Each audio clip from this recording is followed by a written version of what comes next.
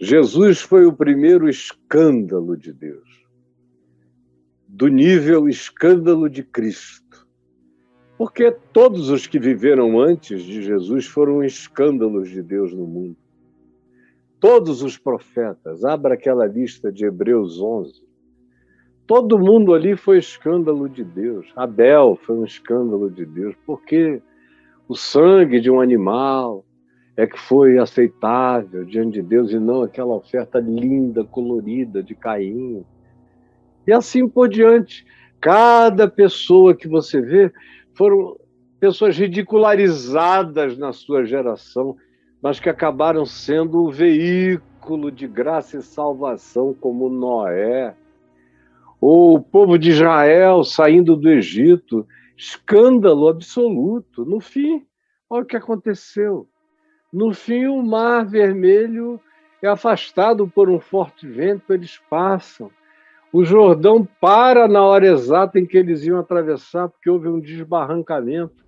Quilômetros e quilômetros adiante, hoje em dia a arqueologia mostra isso para a gente, mas o milagre é a sincronicidade. Na hora que tocaram a trombeta e puseram o pé no chão, na água do do Rio Jordão, na planície do Jordão, as águas pararam e eles atravessaram a pé enxuto. Depois as águas voltaram quando dissolveu a barragem que caiu e seguiram seu curso. Não é milagroso? Absolutamente milagroso. Sincronicidade, a maior parte dos milagres é feita de sincronicidade miraculosa. E quando chegamos aos profetas, eles foram um escândalo de Deus para os reis, para o templo, para o sacerdócio. Escândalos, todos eles morreram, quase todos, mortes violentas. Apedrejados, exilados, expulsos, abandonados, mantidos no ostracismo. Quase todos eles, porque era loucura para a religião. E loucura para qualquer um. Aí quando a gente chega em João Batista, veja o que acontece, ele é um escândalo. É um escândalo para os judeus fariseus, para os judeus essênios, que diziam: esse cara tem tudo para morar com a gente, mas ele não queria viver alienado, nem queria viver na urbanidade, ele vivia na marginalidade, gritando e pregando, de modo que a cidade o ouvia e saía para escutar melhor. E quando chega Jesus, é escândalo do primeiro dia ao último. Quando ele era criança, o profeta Simeão disse para Maria: esse menino está destinado para ser objeto de contradição. Está destinado para ser levantamento de uns e ruína e abatimento de outros, e para manifestarem-se os segredos ocultos de muitos corações, que é o que Jesus, que é o que o Evangelho realiza até o dia de hoje. Aí você vê no templo com os sábios aos 12 anos, ele é um escândalo. Ninguém entendia de onde vinha aquela sabedoria. Depois ele foi escândalo para a própria família dele. Marcos 3 diz que Maria e os irmãos de Jesus disseram: ele está louco. Marcos 3, leia. Marcos 3. E diz: e saíram para prendê-lo, pois diziam: ele está louco. Acharam que iam colocá-lo numa camisa de força e levar amarrado para Nazaré. E quando chegaram lá, Jesus enquadrou todo mundo e falou para Maria: o que é isso, mulher? Meu pai, minha mãe e meus irmãos são todos aqueles que ouvem a palavra do meu pai e a praticam. Então, aprendam a andar comigo, senão vocês ficam de fora. E seguiu sua jornada. Escandalizou até os seus irmãos, que depois um dia o chamaram e disseram: olha, a gente está vendo que você realmente faz o impossível acontecer. Então, já que você faz isso, vai para Jerusalém, vai para Roma, vai para a Grécia, vai para o centro do mundo, vai fazer os teus feitos nas ágoras, nas praças, para o mundo inteiro te conhecer, mas você fica fazendo isso em oculto, no Mar da Galileia, com esse povo pobre, sem mídia, sem expressão. Que é isso? Se você faz isso, então pelo menos seja inteligente, não seja burro, disseram os irmãos dele aí. Sobe pelo menos para a festa dos tabernáculos e faz um show lá em Jerusalém, para você dar a si mesmo uma chance publicitária melhor de sucesso. O tempo todo era escândalo sobre escândalo. Ele curava, era escândalo. Se ele curava no sábado, era um escândalo, porque era dia de sábado. E nesse dia, os fariseus e os religiosos puritanos e ortodoxos e legalistas diziam que nem cura divina se podia fazer. Era um dia para nem Deus operar. Vocês já pensaram? E ele fazia o bem que ele queria em qualquer sábado que ele desejasse. E vivia com as consequências. Era ameaçado de morte e saía. Saiu, ameaçado de morte dezenas de vezes. Ia de um lugar para o outro até que chegou a hora.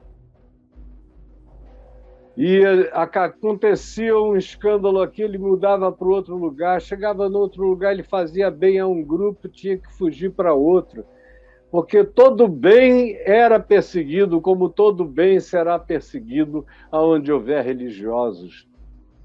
É o filme do Jabor, Nelson Rodrigues, com a Darlene Glória, como ganhou o prêmio na Alemanha, toda nudez será castigada, não é?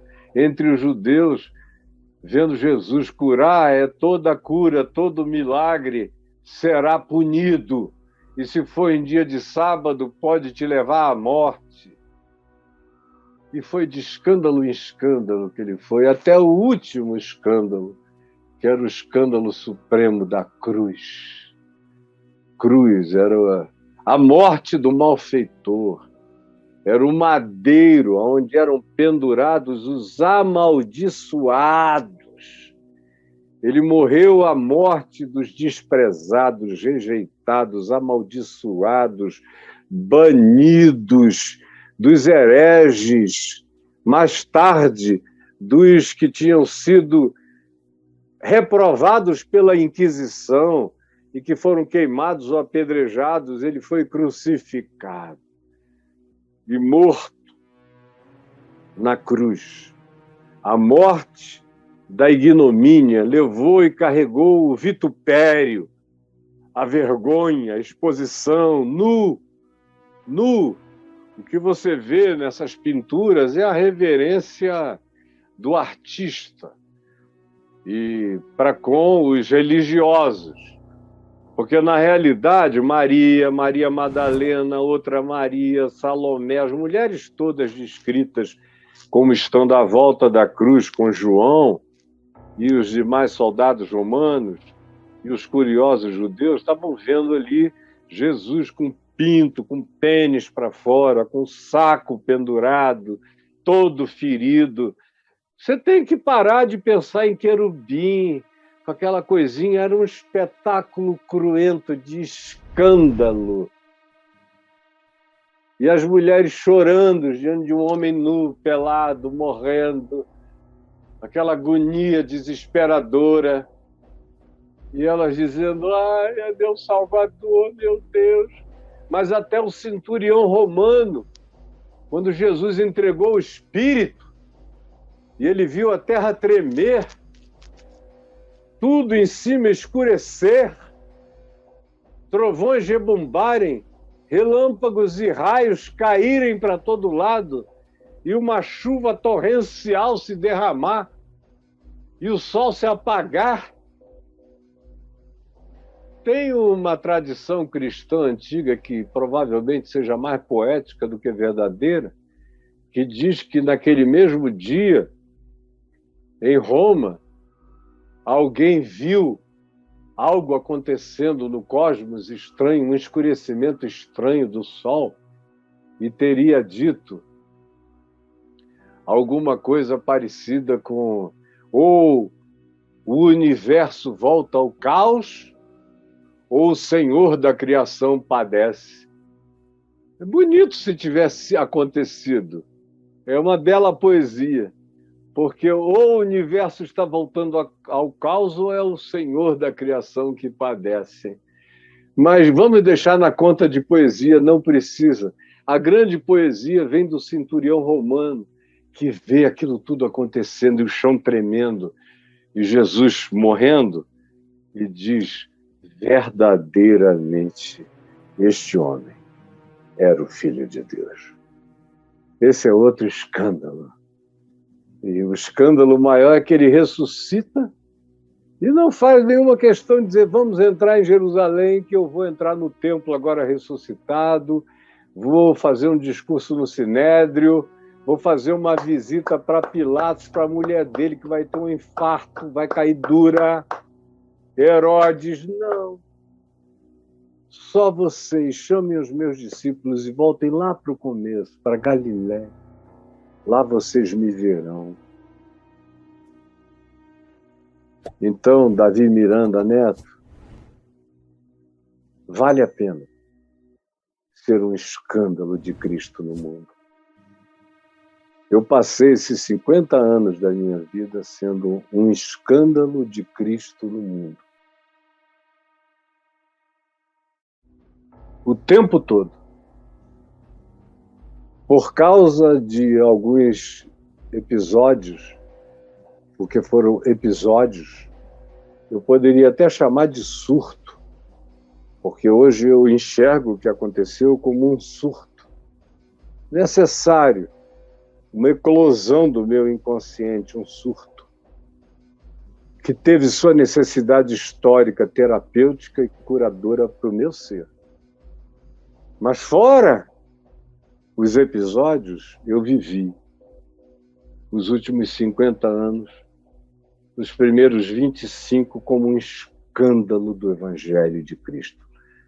Não um escândalo contra o Evangelho, mas o escândalo do Evangelho no mundo, chocando o mundo com Jesus encarnado em mim.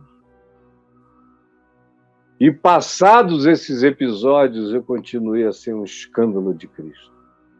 Porque agora a graça de Deus era tão abundante na minha vida, cresceu infinitamente mais e se expandiu, e se aprofundou, e se tornou elevada, e ganhou dimensões novas em mim, que a graça da sabedoria e da experiência de Deus em mim ficou uma coisa tão concreta que eu me tornei apavorante. Porque se as pessoas dissessem Deus está neles, apesar do ano de 98 que eu vivi e de 98, Deus está nele, eles teriam que rever a vida deles toda, então preferiam dizer que eu era a blasfêmia, o anticristo, o escândalo, o samaritano louco, qualquer outra coisa. Mas para nós que cremos, para mim, que não sou religioso, que não sou salvo por Moisés nem pelas leis, sou salvo pela graça, que não confio nas sabedorias, mas acesso a Deus pela fé, embora ame filosofia, mas ela é só um surfzinho para minha distração, é um stand-up paddle para o meu passeiozinho de sábado. No mais, eu ando sobre as águas mesmo, em nome de Jesus. Eu vivi, tenho vivido e vou viver até o último dia da minha vida como um escândalo de Cristo. Quando chega nesse tempo político, onde amar é ser comunista, onde ter compaixão é ser marxista, onde se voluntariar e convidar todos a ajudarem os pobres é ser de ideologia anticristã, tempo no qual os cristãos compram armas, compram mais de uma, começam a andar armado. Tem professor, tem pastor indo para a igreja armado. Se você abraçar o cara atrás dele, tem um revólver na cintura aqui, enfiado, como um pênis de ferro no rego. Que dias esquisitos e estranhos. Mentem, inventam, se tornam enlouquecidos e ensandecidos para não perderem os privilégios que receberam nos últimos tempos. Tem gente aí que estava falida há 3 anos e meio e que agora está nadando de braçada em dinheiro. Eles é que são o escândalo contra o Evangelho. Para Jesus, Jesus olha e diz: era melhor vocês amarrarem, como está escrito em Mateus 18, uma pedra de moinho ao pescoço e lançarem-se aqui, no mais profundo do mar da Galileia. Seria melhor para vocês um bom suicídio do que viverem sendo tropeço contra a esperança dos pobres, dos simples, dos carentes, dos miseráveis que vocês enganam e manipulam o tempo todo. Agora, eu sei o que é viver como um escândalo. Nos primeiros 3 anos da minha vida de fé em Manaus, eu era um escândalo para a cidade inteira por causa de quem eu tinha sido antes, na juventude. Mas logo eles foram vendo a irrecusabilidade da constatação da minha conversão e se renderam todos admirados. E aí eu passei a ser uma unanimidade durante 25 anos no Brasil e no mundo todo, até 98, quando eu fiz os meus divórcios necessários. E o principal deles era o divórcio religioso e institucional. E aí o bicho pegou e eu passei a ser. O pretexto inicial por causa do divórcio conjugal e do que o causou era um escândalo para os crentes. Mas logo, logo ficou claro, depois que tudo foi resolvido, que não era escândalo para os crentes. Eu tinha me tornado era um escândalo de Cristo aos crentes. De Cristo aos crentes. Porque, como irmãos mais velhos do filho pródigo, eles não podiam entender o amor do pai por mim. E como o pai tinha corrido na minha direção e me abraçado no meio do caminho, e tinha mandado matar o novilho cevado mais uma vez, e tinha posto o anel da família no meu dedo, e tinha mandado me cobrir de graça e nunca puxou o assunto do passado, só me falou do presente e do futuro. E aí os irmãos não queriam entrar na festa.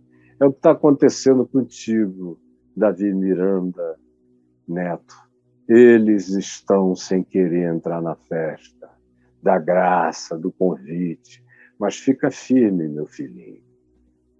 O bom mesmo, e eu tenho essa alegria de ser o predecessor da maioria dos escândalos de Cristo no Brasil. Tem muita gente que é escândalo contra Cristo, que são aqueles que fazem os pequeninos tropeçarem. Quem tropeça comigo são os casca-grossa, os fariseus, as autoridades do templo, os escribas. Esses aí, de propósito, eu deixo eles tropeçarem na pedra de escândalo, na pedra do evangelho que os construtores rejeitaram. Eu deixo.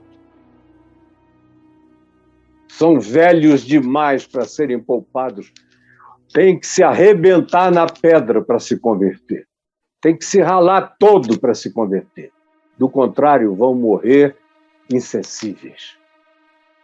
A maioria dos que estão se libertando agora estão se libertando porque estão sendo expulsos, porque disseram aqui você não cabe mais, aí a pessoa vai ficando livre para dizer o que cria, porque do contrário está sempre debaixo daquela redoma, daquele domo da rocha, proibindo falas, o indivíduo vai até aquele teto e para.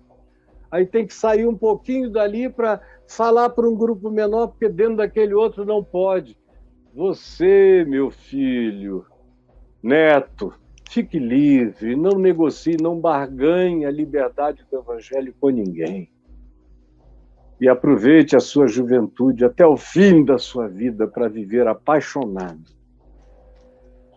não usando a graça de Deus como pretexto de libertinagem, mas vivendo a graça de Deus para a santificação, para a unção, para a entrega, para a experiência cada dia mais profunda de Deus. Eu digo a todos vocês que estão me ouvindo agora, em nome de Jesus, que essa tua palavra crie hoje aqui muita gente que queira viver Jesus, ser como Jesus, tornarem-se Cristos, tornarem-se Jesusinhos na terra, tornarem-se os escândalos de Deus no mundo, as loucuras de Deus no mundo, os escândalos da graça no chão da terra, que são os únicos que podem provocar as agonias que levam pessoas angustiadas à conversão sincera ao Evangelho. É o que eu te peço que aconteça, pelo milagre do Espírito Santo, em nome de Jesus. Amém e amém.